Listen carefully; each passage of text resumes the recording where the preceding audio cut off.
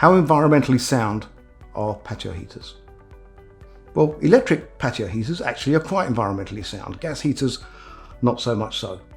A gas heater will generally be about 13 kilowatts in its energy usage or energy output. It's heating in 360 degrees, and if you're standing under a gas heater, you're only taking a relatively small portion of that. And that means unless you've got people standing in a circle underneath it, a large proportion of that heat is just completely wasted. You're also heating, not using shortwave heat. So you're heating a grill at the top, and then there's a reflector over it. But if you look at that through a heat camera, you'll find something like 40% of the heat is going straight up. It's never actually being reflected down at all. So a large proportion of the heat the gas heater is using is either going straight up or it's heating an area where you're not. And for that reason, it's incredibly wasteful. An electric heater, on the other hand, is a light wave and it's focused and it's heating in a particular direction. And that's why you can use a 2 kilowatt electric heater and heat a whole group of people in a nice area, whereas you might use a 13 kilowatt gas heater to do pretty much the same job.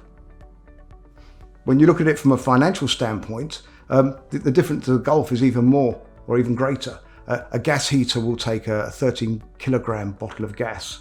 Now that will cost somewhere 60, 70 pounds for the first time you get the bottle, and then maybe 50 pounds to refill it afterwards.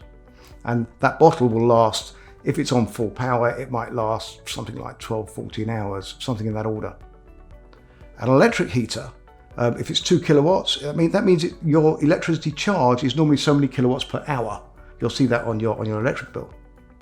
So if you say that for example, maybe you're paying 14 pence per kilowatt per hour, if you have a 2 kilowatt heater, that's costing you 28 pence per hour to have that heater on.